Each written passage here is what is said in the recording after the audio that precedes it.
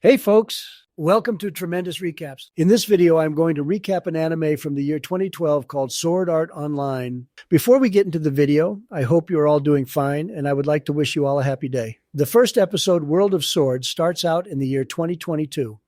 Many gamers rejoice in front of a video game store because after waiting in line for 3 days, they were one of the few lucky ones that got their hands on Sword Art Online, a fully immersive VR MMORPG.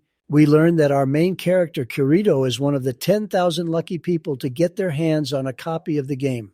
After a short login sequence, he is teleported to the plaza of the Town of Beginnings. Take a look at all those cute waifus. After walking to a dark alley, our protagonist is being stalked by none other than a complete noob at this game, folks. His name is Klein.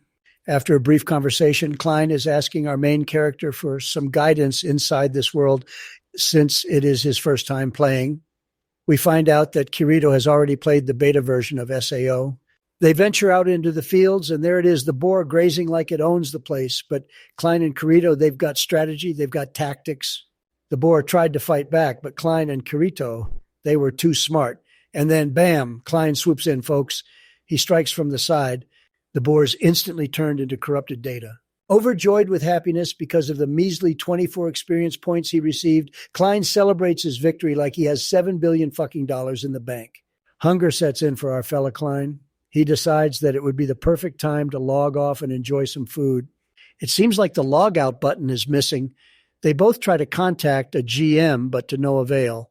A little panic sets in, but they both condone that this is just a bug. Their conversation is interrupted by the sudden ringing of a bell next to them.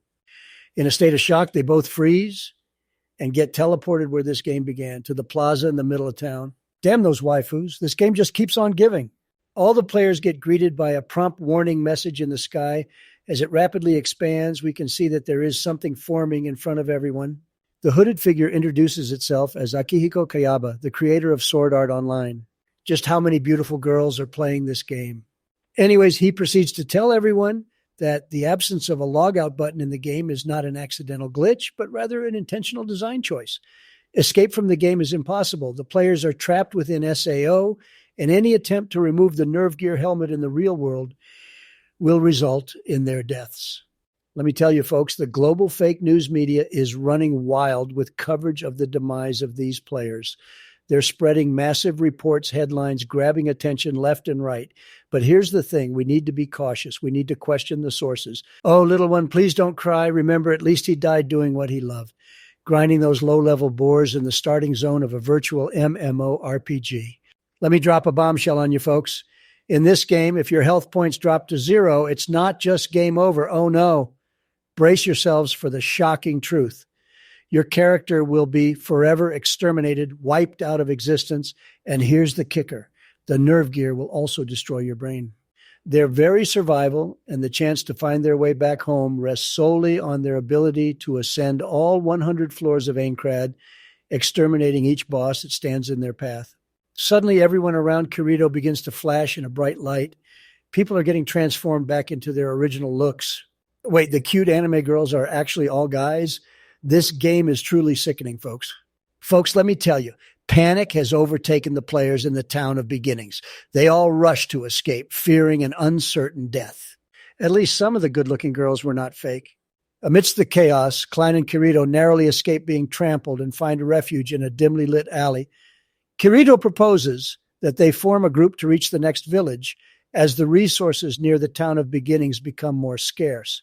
Klein enjoys the thought of having an in-game boyfriend that is taking good care of him, but he snaps after a brief moment and informs Kirito that he has a group of friends waiting for him and he cannot leave them behind. Since Kirito is into monogamous relationships, he is not interested in forming a group with his friends. Instead, he runs away and decides to take on this world as a solo player. And so he goes back to grinding the ever-living crap out of those poor starter mobs. It is now exactly 1 month after the launch of SAO. And you won't believe it, but over 2,000 people have already left Aincrad, saying adios to the virtual world. But here's the thing. The first floor still hasn't been cleared. A bunch of players are meeting up to discuss finding the upcoming boss room. As we look towards the amphitheater, a lot of players are gathering. One of them stands in front of everyone and introduces himself as Diabel, the self-proclaimed knight. A burst of laughter erupts from the crowd as Diabel lets out this sentence. The funny atmosphere is quickly snuffed out by Diabel telling everyone that he and his group found the entrance to the boss room on the current floor. He has made it his main goal to clear the first boss and reignite the hope in all of the currently surviving players. Diabel is discussing tactics with all players, telling them to form groups of 6 people. Well, that sucks for Kirito since he is a solo player and has no friends. But wait, there is a hooded figure also not being able to find a group. They quickly link and share their stance on the current situation. We learn that her name is Asuna. All of a sudden, a ginger with spiky hair interrupts Diabel.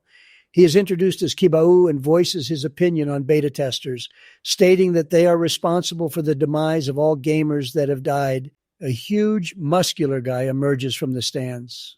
Oh boy, he does not seem to like the B word, beta tester. That's the B word. He would much rather be called Eigo. After a short explanation that the beta players have contributed to everyone's success via the guidebook, the manlet is quickly put in his place and takes a seat. Diabel explains that the boss of this floor is called Ilfang, the Kobold Lord.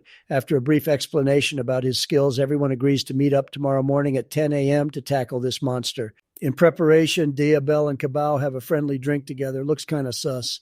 Not going to lie, guys. Kirito is instantly trying to simp for Asuna, and they have a really deep and interesting conversation about bread. Anyway, let's cut to the next day. Our protagonists are strolling like true G's towards the entrance of the boss arena. Look at these guys. They can never fail. Some last encouraging words from Diabel before they face off against their first boss. There he is, Ilfang, that red schlub. Telling from his body fat percentage, we can tell why he is the first boss in this game. What a joke. I would have soloed him within seconds, guys, believe me. Diabel has great shot calling and raid leading skills. That man must have wasted his real life in another game before this one. Look at these players, folks. There is no way this could fail. They've got strategy and brain. Even Kirito is astonished by how quickly Asuna attacks. To everyone's surprise, Diabel calls them back so he can finish the boss of. The second phase is starting, but the boss isn't switching to a Talwar, but a Nodachi instead. What a twisted turn of events. Our knight gets surprised and is taking a beating from Ilfang to the point of no return. Kirito tries to give him some magic juice, but Diabel decides to take the dramatic ending and die. What a champ. Enraged and fueled with anger, Kirito and Asuna decide to strike together and set hell loose on Ilfang. After a menacing blow, Asuna's cape is destroyed, revealing her unmatched beauty. Now I know why Kirito wanted to spread that butter, if you know what I'm saying. Both of them are no match for our kobold boy, but Eigo swoops in and takes the hit like a champ. Kirito lands a critical and fatal blow on the kobold lord that sends him flying. Hastily, Asuna reacts, and they both deliver devastating blows to the kobold lord and turning him into corrupted data. All neckbeards rejoice because they have managed to finally defeat the first boss. As the last attacking bonus, Kirito receives the Code of Midnight. Spiky Manlet is furious that his soon-to-be boyfriend died and accuses Kirito of killing Diabel because he already knew the boss's moves but decided to not tell anyone about it. Suddenly, all of the players start shaming Kirito as a beta tester. In return, he only looks at them in despite and laughs, telling that he is not a mere beta tester. Confused, our ginger midget, as well as the others, call him cheater. Kirito likes that and announces that he is a beater, a combination of beta tester and cheater. As he prepares to leave and equips his bonus loot, he is stopped by Asuna. A brief moment later, he tells her to find a guild since she won't make it out there on her own and instantly boots her from the party. What a true Chad.